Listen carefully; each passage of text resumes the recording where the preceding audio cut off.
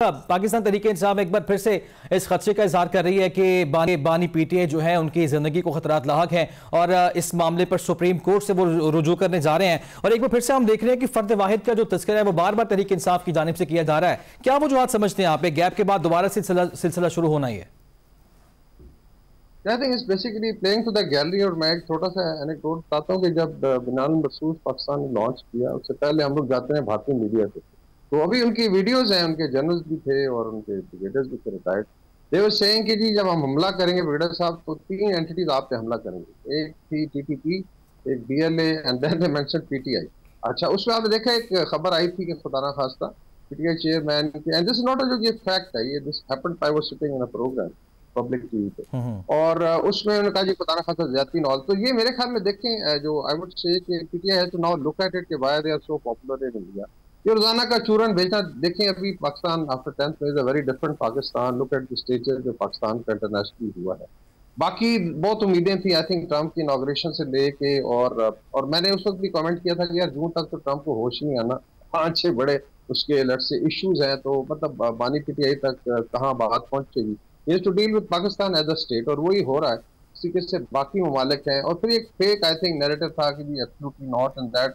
अगर ये absolutely not था तो आज रशिया 2.5 बिलियन डॉलर्स के मादे क्यों कर रहा है पाकिस्तान की जो स्टील सेक्टर है या आई थिंक एनर्जी में इन्वेस्ट करना चाहते हैं। तो चीजें आगे चलती रहती हैं। अभी ये एक आई थिंक ट्रेंड बन गया है, व्हाटएवर बेसिकली अपने गुनाहों की सजा अगर भुगत रहे हैं थ्रू लीगल सिस्टम उसी के अंदर उनको लड़ना पड़ेगा। बाकी फिर आई थिंक ये बच्चे आ रहे हैं और फिर भी वो फलां को मिल रहे हैं, आज वो सुने जाके बुखारी साहब अगर कोई हेयरिंग हो रही है उनकी सेनेट में सुने और वहाँ पे बयान दें तो क्या करने।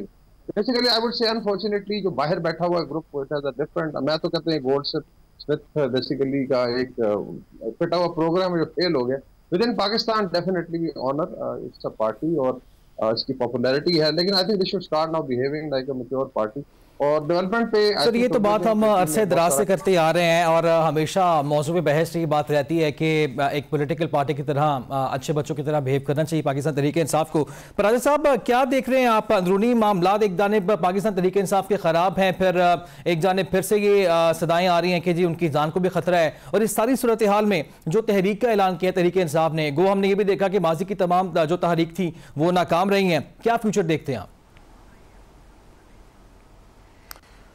मुझे तो इस तहरीक का वही फ्यूचर नज़र आता है जो फाइनल कॉल का फ्यूचर नज़र आया था कि इस तरह तहरीक लीडर के बगैर और जो लीडर्स हैं वो आपस में इस तरह से खुलेआम बयानात दें कि खुद खान साहब को फिर ये कहना पड़े, जिस ट्वीट की तरफ आप इशारा कर रहे हैं मैं भी उसी की बात कर रहा हूँ, खान साहब को कहना पड़े कि जी वो पार्टी के लोग हरगिज एक दूसरे के खिलाफ बयानात ना दें। लेकिन ये पहली बार खान साहब नहीं कह रहे।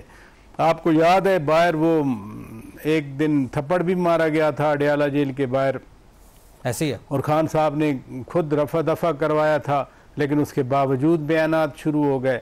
फिर खान साहब कहते हैं कि सिर्फ उहदेदारान जो हैं वो बात किया करें, यहाँ तो हर बंदे को शौक है, वो अडयाला जाते ही इसलिए हैं कि वो मीडिया पे आ जाएं, बातचीत करें।